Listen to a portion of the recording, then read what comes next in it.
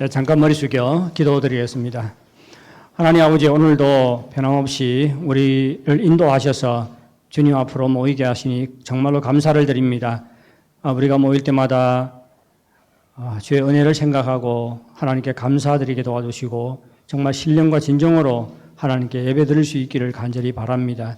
이 시간 성령께서 우리 가운데 운행하셔서 우리 한 사람 한 사람을 인도하시고 이 시간 온전히 하나님께만 집중할 수 있도록 도와주시옵소서.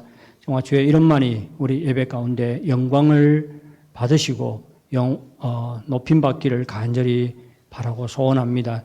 이 시간에 선포되는 말씀을 통해서 다시 한번 우리에게 말씀해 주시고 주의 말씀을 통해서 우리의 마음과 신앙을 새롭게 해주시며 또한 우리에게 새로운 힘을 허락해 주시옵기를 간절히 바랍니다. 그래서 이 땅 사는 동안 정말로 세상을 쫓아 살지 말게 도와주시고 주의 뜻을 순종하며 하나님께 영광 돌리며 살게 하여 주시옵소서. 예수님의 이름으로 기도하옵나이다. 아멘.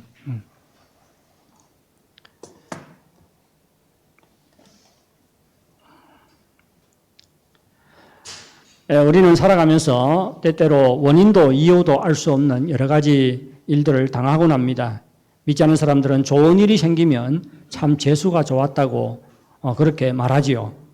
반대로 일이 잘 되지 않으면 운이 나빠서 이렇게 꼬인다고 생각을 합니다. 그러면 믿는 사람들은 어떻게 생각하지요? 좋은 일이 생길 때 어떻게 생각합니까?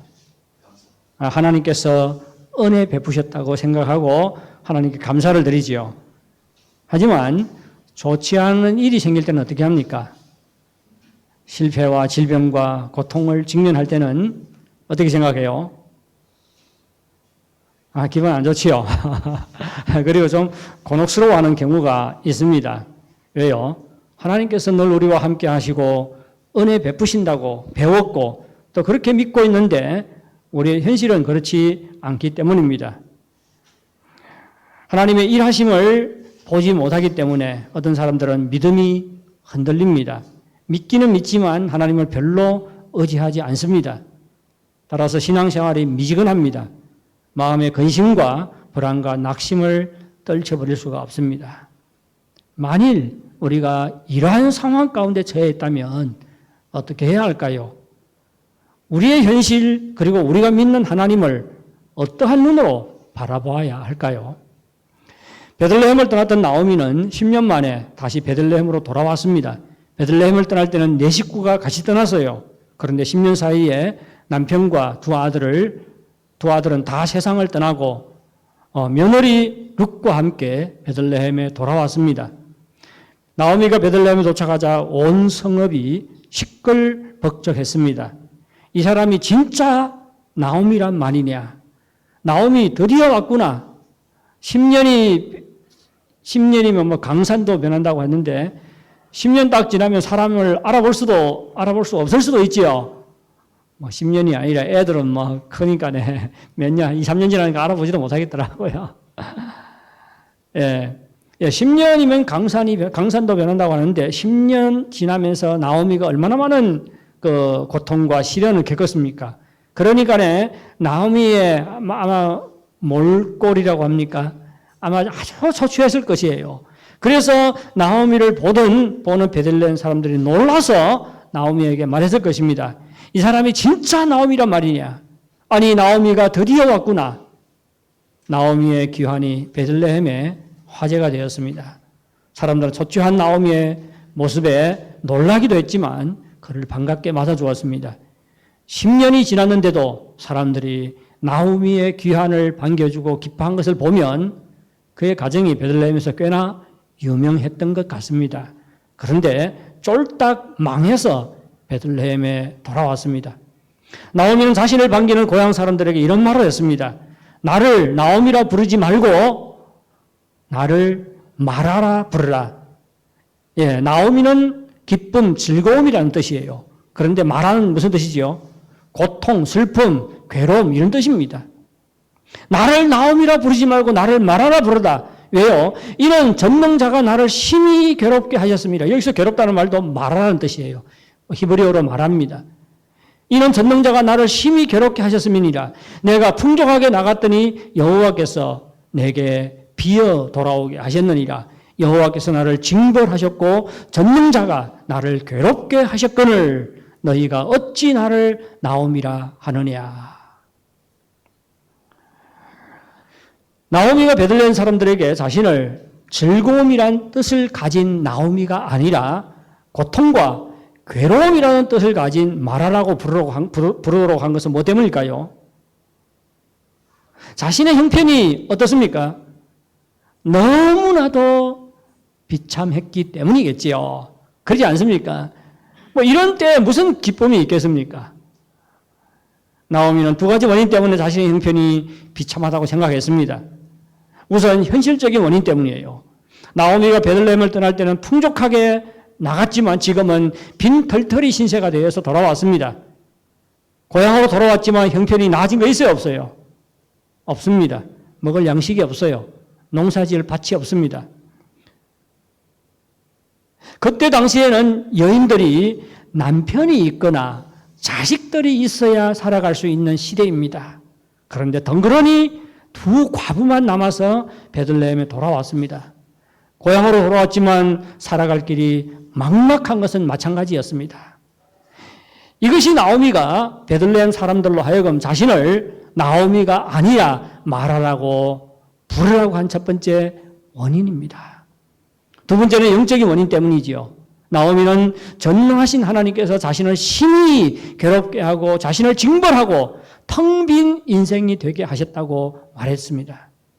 그리고 여기서 괴롭게 하다는 말은 히브리어로 똑같이 말하라는 뜻이라고 말씀드렸지요. 그러면 지금 전능하신 하나님께서 나를 심히 괴롭게 하고 나를 징벌하고 나의 인생으로 하여금 텅 빈 인생이 되게 했다. 지금 나오미 하나님을 원망하고 있는 것일까요? 그렇지 않습니다. 나오미의 말은 하나님을 향한 원망이 아니라 단순히 자신이 하나님의 징계를 받아 빈털터리가 되었다는 사실을 지금 말하고 있을 뿐이에요. 예, 하나님 때문에 내 인생이 이렇게 쓰고 고달픈 인생이 됐다고 답답하고 괴로운 심정을 지금 토로하고 있는 것입니다. 자신이 지금 얼마나 비참한 신세가 되어 있는지에 대해서 지금 이런 말을 통해서 말하고 있는 것입니다.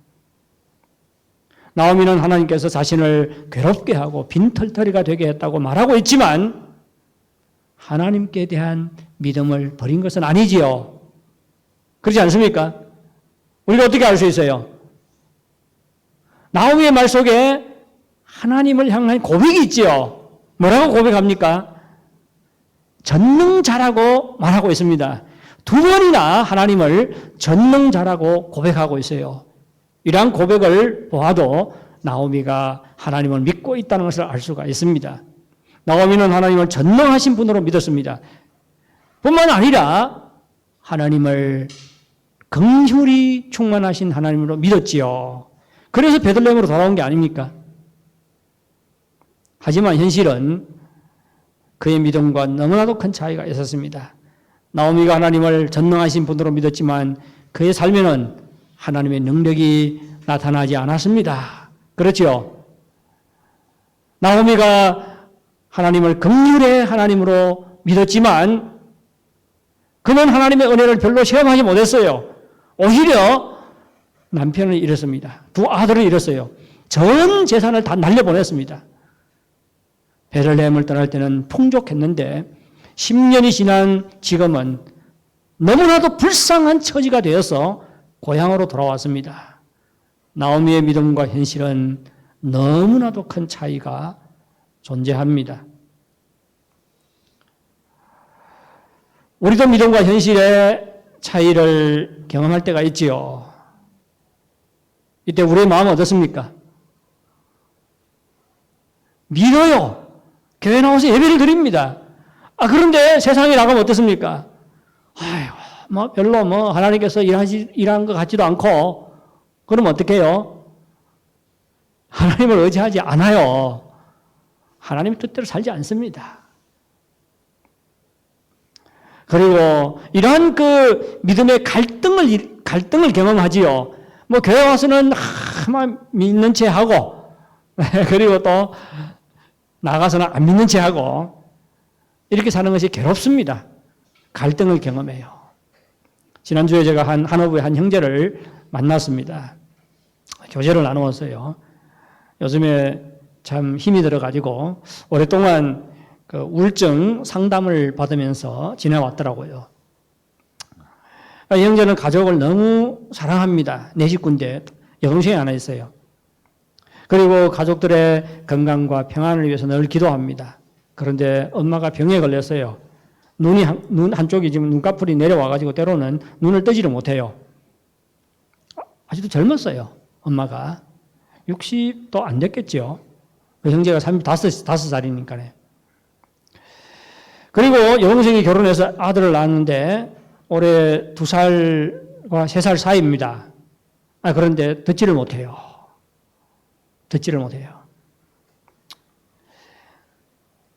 이 형제는 여동생 하나밖에 없으니까 아버지를 좋아하지 않더라고요. 아버지가 너무 자사하대,自私하대, 자기밖에 모른대. 그렇다 보니까 맏아들이잖아요. 집에서 자기를 어떻게 띵어야 하는가, 자기 부모 노릇을 아버지 노릇을 하려고 해요.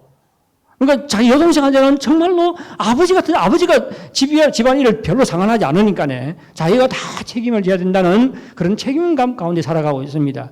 그런데 여동생이 낳은 아들이 듣지 못하고 병에 걸리니까 너무 마음이 아파가지고 그러더라고요. 여동생이 자기한테 전화 와가지고 막 울면서 이야기를 하더래요. 자, 그 여동생이 우는 것을 자기는 참 봐주지 못하겠더라고. 할 수만 있으면 자기가 대신 아파주고 싶다고. 그런 이야기를 하더라고요. 하나님께 기도해도 상황은 별로 나아지지 않았습니다. 그래서 믿음이 많이 약해진다고 하더라고요. 그런데 주일날에 예배 참가하고 하나님 말씀을 들을 때는 힘이 나고 믿음이 생기는데 괴로운 현실로 돌아가면 또 믿음이 약해진다고 그렇게 말하더라고요. 여러분은 믿음과 현실의 이런 차이 때문에 믿음이 약해지거나 마음이 괴롭거나 낙심하거나 그렇지 않습니까? 우리는 하나님을 전능하신 하나님으로 믿을 뿐만 아니라 사랑과 긍휼이 풍성하신 분으로 믿습니다. 하나님은 전능하시기 때문에 불가능이 없습니다. 우리의 모든 기도에 응답하실 수가 있습니다. 또한 하나님은 사랑이 많으신 분이기 때문에 우리의 기도를 기뻐 응답하십니다. 우리에게 은혜 베푸시기를 기뻐하십니다. 그런데 우리의 현실은 어떻습니까? 어렵지요. 성경에서 약속하는 것과 많은 차이가 나지 않습니까? 우리가 기도해도 우리의 어려운 현실이 개선이 안 될 때가 있습니다. 이때 우리는 어떻게 생각을 해요? 하나님이 우리의 형편을 개선할 능력이 없으시거나 개선할 마음이 없는 거겠지요. 이 두 가지 중에 하나가 아니겠습니까? 능력이 없거나 능력이 있는데 개선해 주지 않으면 그런 마음이 없거나 이 둘 중에 하나잖아요. 만일 하나님이 우리의 형편을 개선할 능력이 없으면 하나님은 전능하신 분이 아닙니다. 반대로 개선할 마음이 없으면 하나님은 사랑이 풍성하신 하나님이 아닌 것이지요. 그런데 이러한 추론은 우리의 신앙에 반한 것이지요. 우리는 하나님을 전능하신 분과 사랑이 많으신 분으로 믿습니다. 하지만 우리의 현실은 우리의 이러한 믿음에 의심을 가게 한다는 것입니다. 그리고 우리의 마음에 하나님에 대한 의심이 생길 때 우리는 믿음이 약해지고 또 갈등하고 낙심할 수 있는 것입니다. 그러면 믿음과 현실의 이러한 차이 그리고 정말로 삶에서 부딪히는 그런 고난에 직면할 때에 우리는 어떻게 해야 하는 것일까요? 그러면 나오미가 먼저 어떻게 했는지 살펴보도록 하겠습니다. 나오미는 믿음과 현실의 큰 차이 속에서 믿음을 버리지 않았습니다. 그는 고통스러운 현실로 인해서 너무 괴로웠어요. 그래서 다른 사람이 나옴이라고 부르는 것조차 듣기를 원치를 않았습니다. 오히려 너무나도 그때 당시의 상황이 너무나도 비참했기 때문에 사람들이 말하라고 괴로움, 슬픔, 고통이라는 뜻이 있는 마라로 불러주기를 원했습니다. 그럼에도 불구하고 나오미는 여전히 하나님을 전능자라고 반복해서 고백하고 있습니다. 무슨 뜻이에요? 하나님께서 무능해서 자신으로 하여금 이러한 고통을 당하게 하는 것이 아니라는 것이지요. 그는 오히려 하나님이 전능하시다는 것을 믿었고 하나님의 주권을 인정했기 때문에 자신의 고통스러운 현실을 그대로 어떻게 했어요? 받아들였지요. 그렇지 않습니까? 그대로 받아들이고 있는 것입니다. 그래서 고통과 슬픔 가운데서 변함없이 하나님을 전능자라고 고백하고 있는 것입니다. 여러분, 이와 같이 고통과 슬픔 속에서도 여전히 하나님을 전능자라고 인정하며 자신의 고통스러운 현실을 받아들이는 것 결코 작은 믿음이 아니에요. 대단한 믿음입니다. 그렇지 않습니까? 믿음이 약하면 어떻게 해요? 삐지잖아요. 하나님을 멀리 하잖아요. 뭐 하나님을 믿어서 뭐 쓸데있는가 하고 그렇게 이야기하잖아요. 그런데 나오미는 그렇지 않았습니다. 하나님께서 나를 치시고 나를 괴롭게 하시고 나를 텅 빈 인생에 되게 했다고 그렇게 고백하고 있지만 여전히 하나님을 전능자로 믿고 있습니다. 나오미는 괴로운 현실 속에서 하나님을 전능하신 분으로 믿었을 뿐만 아니라 또한 하나님을 사랑과 긍휼이 풍성하신 하나님으로 믿었습니다. 오늘 본문은 나오미가 베들레헴에 돌아왔다고 3번이나 반복해서 말하지요. 의도가 있는 고백입니다. 왜 베들레헴으로 왔다고 말하고 있습니까? 나오미는 하나님께서 이스라엘 백성에게 양식을 주셨다는 소문을 듣고 베들레헴으로 왔지요. 그렇지 않습니까? 이 양식을 주셨다는 것은 하나님께서 이스라엘 백성들에게 긍휼을 베풀었다는 것을 말하는 것입니다. 양식을 주셨다는 소식을 들었을 때 하나님께서 이스라엘 백성에게 긍휼을 베푸셨다고 나오미는 생각을 했습니다. 그래서 베들레헴으로 돌아온 것입니다. 따라서 나오미가 베들레헴으로 돌아온 것은 하나님의 긍휼의 품을 향한 발걸음이라고 전에 말씀을 드렸지요. 나오미가 베들레헴으로 돌아왔다는 것 자체가 나오미가 하나님의 사랑과 긍휼을 믿고 있었음을 말해줍니다. 나오미는 베들레헴 사람들 앞에서 자신을 나오미가 아니라 마라라고 불러달라고 말하며 자신의 현실이 얼마나 고통스럽고 괴로운가를 나타내고 있지만 그의 마음은 여전히 능력이 많으시고 사랑과 긍휼이 풍성하신 하나님을 믿고 바라보고 있었습니다. 사실 하나님은 이미 그의 생애 가운데 역사하고 계셨어요. 그렇지 않습니까? 나오미가 깨닫고 느꼈는지는 모르겠지만 보이지 않는 하나님의 손길이 이미 그를 인도하고 있었습니다.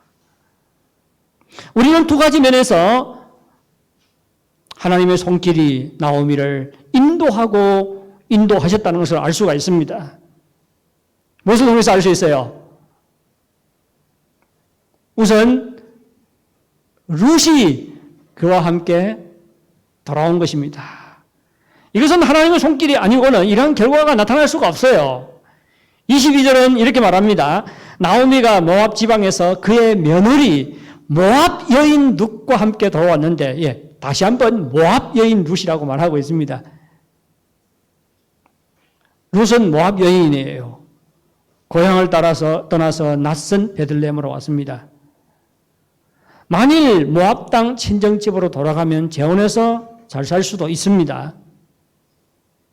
그런데 과부가 되어서 그것도 자신과 같이 과부가 된 시어머니를 따라서 베들레헴에 왔습니다. 그때는 어떻다고 했지요? 지금과 다르다고 했지요. 남편이 죽거나 아들이 없으면 생계를 유지하기가 어렵습니다. 그런데 룻은 똑같이 빈털털이 신세인 시어머니를 따라왔습니다. 여성들이 남자들에게 의존해야만 살 수 있는 그러한 세상에서 룻이 남편을 찾기보다는 나이가 든 가난한 여인을 선택했다는 것. 여러분 기적이라고 생각하지 않습니까? 하나님의 은혜가 아니고 어떻게 이런 일이 벌어지겠습니까? 나오미에게요. 이번에 교회 가서 전도사님을 만났어요. 어떤 여자 전도사님과 식사를 같이 했는데 제가 만난 목사님과 동역하는 같은 교회에서 섬기는 분이에요. 67이라 그러더라고요. 얼마나 반겨주든지 왜 저를 반겨주는가 하면 제가 90년도 7월 달에 우리 고향으로 해가지고 그리고 교화로 해가지고 용종으로 해가지고 10년 동안 10년이 아니라 10일 동안 전도 여행을 다닌 적이 있어요. 교화 갔을 때는 가가지고 주일날 저녁에 도착해가지고 집회 인도하고 월요일부터 수요일까지 오전 오후 저녁으로 해서 꼬박 이틀 반 동안 1:1 성경 공부 교재 있지 않습니까? 그걸 가르친 적이 있거든요. 그때 당시에 그 교회 권사님하고 그때는 시골에 있었어요. 그 권사님하고 지금 목사님이 권사님의 아들입니다. 그 아들하고 금방 기독교에 대해서 알고자 하는 그 아들하고 며느리하고 그리고 그때는 집사님이었어요. 전도사님이 집사님이 그 마을에서 10리길 떨어져 있는데 매일 이렇게 다녔습니다. 그 집사님하고 또 한 분은 생각이 잘 안 나요. 5명이 공부를 했거든요. 얼마나 감사가 되든지. 그런데 권사님은 돌아가시고 저한테 공부한 올해 연세가 69이라 했네요. 예, 그 아들 되는 분, 그리고 그 집사님, 아들 되는 분은 목사가 되고, 그리고 그 집사님은 지금 전도사가 돼가지고 같이 교회 섬기고 있습니다. 얼마나 아름다운지, 그 교회당까지 가봤어요. 집을 하나 사가지고 2층 집을 하나 사서 약간 교화시 변두리에 있더라고요. 근데 조선족들은 점점 적어지잖아요. 근데 이분은 중국말을 그렇게 못한대요. 그런데도 그 한족들 집회를 시작을 했습니다. 그리고는 한족들은 성도들이 많아지니까네, 그 한족 사역자 둘을 청빙을 해가지고 아예 한족 교회를 맡겼어요. 처음에는 헌금이 잘 안 나오다가 지금은 한족 교회에서 헌금이 훨씬 많이 나온대요. 그래서 한족 교회에서 이 목사님 차도 사주고, 그리고 교회당 전체를 새롭게 리모델링 다 했더라고요. 그 한족 교회에서 돈을 내가지고.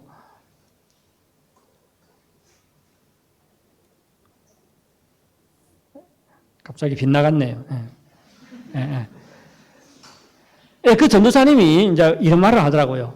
남편이 1년 전에 세상을 떠났대요. 그리고 딸은 과거에 광화시 교회에서 신앙생활 하다가 지금 연태에 가서 지금 살고 있다고 하더라고요. 박겸례라고 생각이 나는지 모르겠어요. 근데 남편이 죽고 나니까 집에 시어머니가 계세요. 90이 넘었습니다. 90이 넘었어요. 자기 남편이 모두 4남매인데 아들 둘은 다 죽고 딸 둘이 있대요. 딸 둘이 있는데도 불구하고 그 연로하신 시어머님을 자기가 섬기고 있습니다.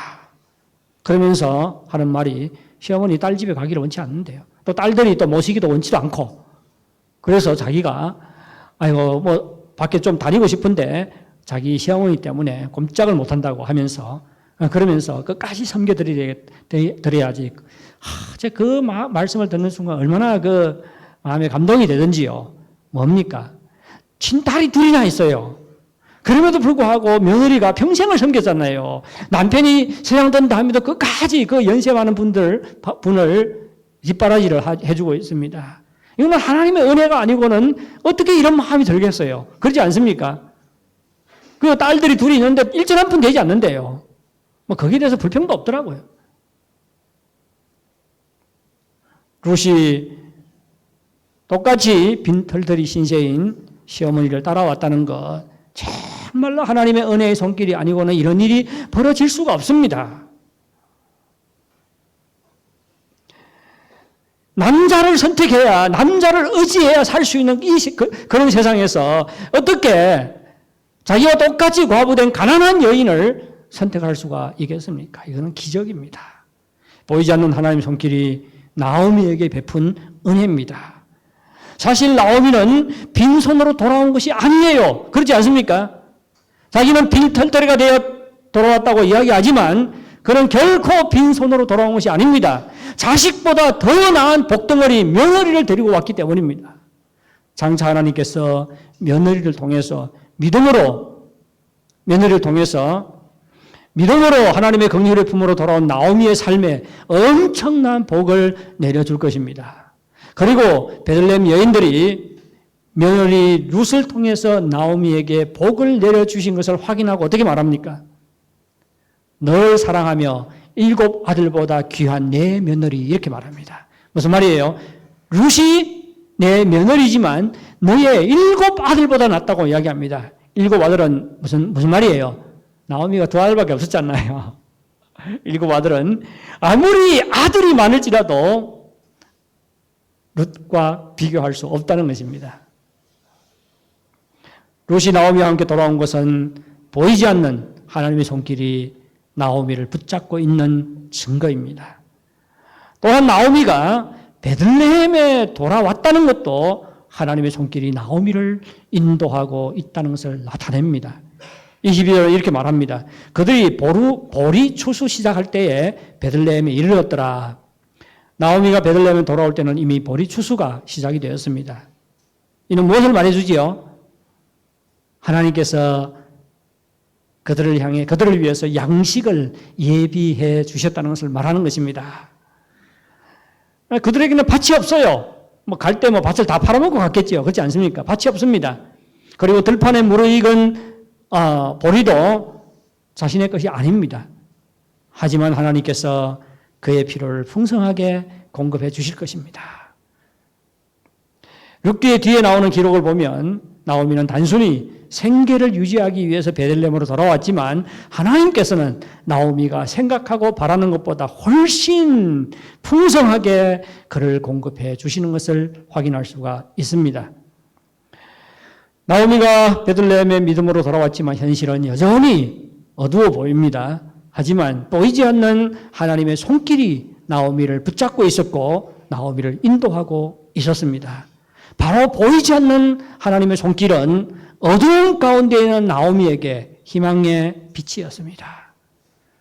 우리는 룻기 2장부터 4장 사이에서 보이지 않는 하나님의 손길이 어떻게 룻을 통해서 나오미에게 복을 주는지를 확인할 수가 있습니다. 하지만 지금은 보이지 않는 하나님의 손길이 나오미와 함께하고 있다는 것을 희미한 불빛처럼 감지할 수 있을 뿐이지요. 여러분, 하나님은 늘 우리와 함께 하십니다. 때로는 우리의 현실이 힘들고 고통스러워 하나님의 함께 하심을 감지하지 못할 수도 있습니다. 그러할지라도 보이지 않는 하나님의 손길이 우리를 붙잡고 있음을 믿을 수 있기를 바랍니다. 다윗이 이것을 믿었지요. 그래서 시편 23편 4절에서 뭐라고 이야기합니까? 내가 사망의 음침한 골짜기를 다닐지라도 주께서 나와 함께 하심이라. 주의 지팡이와 막대기가 나를 안위하시나이다. 눈에 보였습니까? 보이지 않았어요. 사망의 음침한 골짜기 가운데서 하나님의 보이지 않는 하나님의 손길이 그를 붙잡고 인도하고 계심을 믿은 것이지요. 우리를 붙잡고 계시는 하나님은 전능하신 하나님이십니다. 우리에게서 거두어 가실 수도 있지만 더욱 풍성하게 우리를 채워주실 수도 있습니다. 우리를 고통과 절망에서 건져내실 수가 있습니다. 우리가 겪는 고통과 괴로움을 통해서라도 우리에게 유익을 주실 수 있는 분입니다. 모든 것이 합력하여 선을 이루도록 하시는 분이십니다. 우리 하나님은 또한 사랑과 긍휼이 풍성하신 하나님이시지요. 하나님은 결국은 우리를 잘되게 하고 복되게 하기 위해서 우리를 인도하십니다. 하나님의 사랑과 긍휼은 우리가 꼭 기억해야 될 것이 있어요. 하나님의 긍휼과 사랑은 세상적인 기준으로 보기에 좋은 일을 통해서 우리에게 다가올 수 있습니다. 그런데 그렇다고 꼭 그런 것은 아니에요. 그렇죠?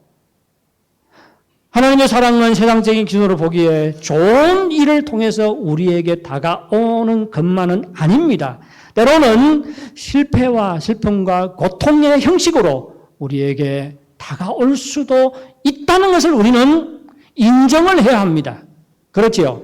이것을 인정하지 않으면 어떻게 해요? 조금만 어려운 일 당해도 하나님의 사랑에 대해서 의심을 합니다. 하나님의 사랑은 때로는 슬픔과 실패와 눈물과 고통의 형식으로 우리에게 다가올 수가 있습니다. 하나님께서 진정으로 우리를 사랑하시기 때문에 우리로 하여금 고난을 당하게 하고 그 고난을 통해서 우리를 다듬으시고 우리의 신앙이 성숙하게 하고 끝내는 우리를 하나님의 마음에 합한 존재로 만들어 가십니다. 그래서 우리로 하여금 예수 그리스도와 함께 영광을 누리게 하는 것입니다. 이것이 우리의 인생과 삶의 현장에 개입하시는 보이지 않는 하나님의 손길입니다. 그러면 고난에 직면했을 때 어떻게 해야 할까요? 정말로 믿음과 현실이 커다란 차이가 날 때 우리는 어떻게 해야 할까요? 우선 영적인 눈을 가지고 우리의 현실을 바라보아야 합니다. 눈으로 볼 수 있는 것만 보지 마시기 바랍니다. 육안으로 볼 수 없는 하나님의 손길을 영적인 눈으로 볼 수 있기를 바랍니다. 나오미에게 룻과 그리고 베들레헴의 추수는 보이지 않는 하나님의 손길을 드러내는 것들이었습니다. 그렇지요? 우리의 삶에도 보이지 않는 하나님의 손길을 드러내는 것들이 많습니다. 그것들을 통해서 하나님의 손길이 우리와 함께 한다는 것을 볼 수 있기를 바랍니다. 작년에 7월 달에 고향을 한 바퀴 돌았는데 그때 우리 고모에게 가서 복음을 전하고 영접 기도를 시켰습니다. 얼마 전에 제 고모가 위중하다는 소식을 듣고 제 고모의 신앙을 확인하기 위해서 지난 목요일 날 다시 길림에 있는 교회에 갔다 왔습니다. 이번에 가서 보이지 않는 하나님의 손길이 이미 저의 고모에게 내밀어져 있다는 것을 확인했습니다. 제 고모와 고모부가 다 지금 제 고모의 딸이 운영하는 양로원에서 살고 있습니다. 제가 거기 가서 우리 고모한테 물어봤어요. 고모 지금도 예수 믿지? 어떻게 대답할 것 같습니까? 우리 고모의 대답 너무 실망스러웠어요. 나 그런 것에 대해서 흥미 없어 그러더라고요. 아니 작년에 영접 기도하고 막 그랬는데 그래서 제가 막 작년에 영접 기도했잖아. 왜 지금 또 이렇게 안 믿는다고 하는 거야. 작년에 거짓말해서 막 그랬습니다. 그리고 다시 한번 왜 예수님을 믿어야 하는지 막 1시간 정도 이야기한 것 같아요. 그리고 또 복음을 전해서만 안 되겠다 싶어가지고 기도를 시켜야 되겠다 싶더라고요. 기도하게. 그래서 제가 기도 어떻게 하는지 또 가르쳤어요. 가르친다고 할 것은 아니잖아요. 그래서 또 연습을 시켰습니다. 연습을 시켰어요.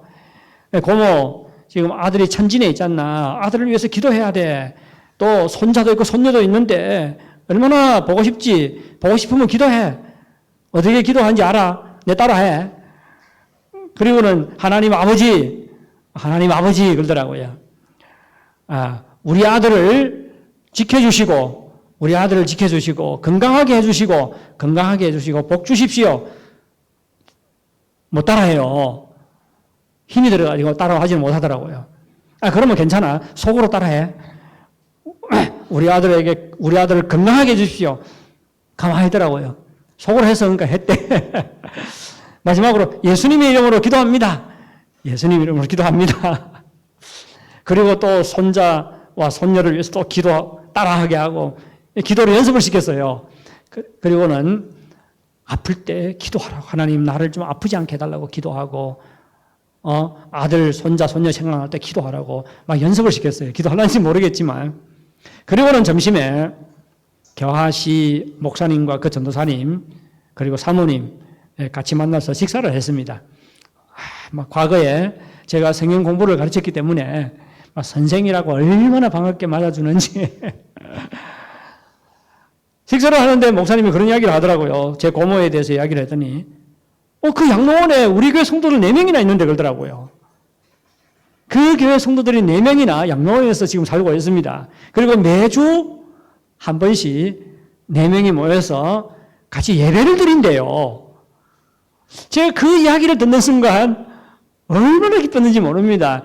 이것이 바로 뭐지요? 하나님께서 우리 고모를 위해서 예비해 놓은 거구나. 그런 생각이 들었습니다. 제가 그 목사님을 만나본 것은 2가지 목적 때문이에요. 첫째, 우리 고모가 세상을 뜨면 좀 장례식을 좀 인도해달라고 부탁한 거고요.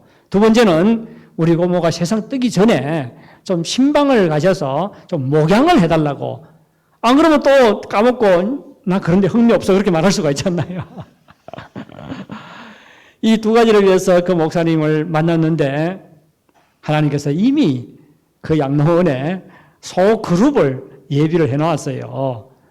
우리 고모가 움직이지를 못하니까 우리 고모 방에 가서 예배를 드리면 되잖아요. 예. 제가 그것을 보고 정말로 이미 하나님께서 우리 고모의 인생에 개입하셔서 일하고 계신다는 것을 알았습니다.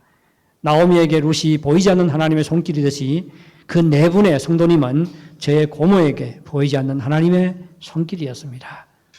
하나님께서는 자신의 손길을 이미 저의 고모의 삶에 깊숙이 내밀어 일하고 계셨습니다. 우리 모두의 삶에도 하나님의 손길이 함께 하심을 믿으시기 바랍니다. 눈에 보이는 현실만 보지 마시고 영적인 눈으로 육안으로 볼 수 없는 하나님의 손길을 볼 수 있기를 바랍니다. 둘째, 고난 속에서 소망을 품고 인내로 기다려야 합니다. 하나님께서 보이지 않는 손길을 우리를 붙잡고 있고 인도하신다는 것을 믿을 때에 우리는 어떤 어려움을 당해도 소망 가운데 인내하고 기다릴 수가 있습니다. 지금의 삶이 아무리 힘들고 어려워도 소망을 품고 인내하시기 바랍니다. 왜요? 하나님께서 우리의 삶에 능력으로 사랑으로 역사하기 때문입니다. 지금은 보이지 않지만 하나님의 보이지 않는 손길이 우리의 삶 가운데 함께 하시고 우리를 지키고 우리를 인도하심을 믿으시기 바랍니다. 고난은 우리로 하여금 절망하게 합니다. 우리의 믿음을 약하게 합니다. 요동치게 합니다. 이때 우리에게 필요한 것은 보이지 않는 하나님의 손길이 우리를 붙잡고 있다는 것을 믿는 것입니다. 그리고 이러한 믿음으로 소망 가운데 인내하고 하나님께서 능력으로 사랑으로 역사하기를 기다리는 것입니다. 우리의 믿음은 기대에 찬 인내와 기다림으로 나타나야 합니다. 기다리지 못하고 조금만 어려우면 낙심하고 삐지고 그런 것이 아니라 정말로 어려운 가운데 처해 있다 할지라도 소망을 가지고 기대에 찬 인내와 기다림으로 우리의 믿음을 드러내야 합니다. 우리가 믿음으로 소망 가운데 인내하고 기다릴 때에 우리를 복되게 하는 하나님의 역사를 경험할 수 있습니다. 사랑하는 성도 여러분, 우리가 어떤 상황 가운데 처하든지 하나님의 손길은 늘 우리와 함께 하십니다. 우리를 인도하시고 우리를 지켜주시고 우리를 도와주십니다. 우리의 영안이 열려서 보이지 않는 하나님의 손길을 볼 수 있기를 바랍니다. 그리고 믿음으로 소망 가운데 인내하고 기다리시기 바랍니다. 하나님께서 텅 빈 우리의 인생을 풍족히 채워주시기를 바랍니다. 하나님의 손길로 말미암아 우리의 괴로움이 변하여 기쁨이 될 수 있기를 바랍니다. 예, 다 같이 하나님을 찬양하겠습니다. 이 눈에 아무 증거 아니 배어도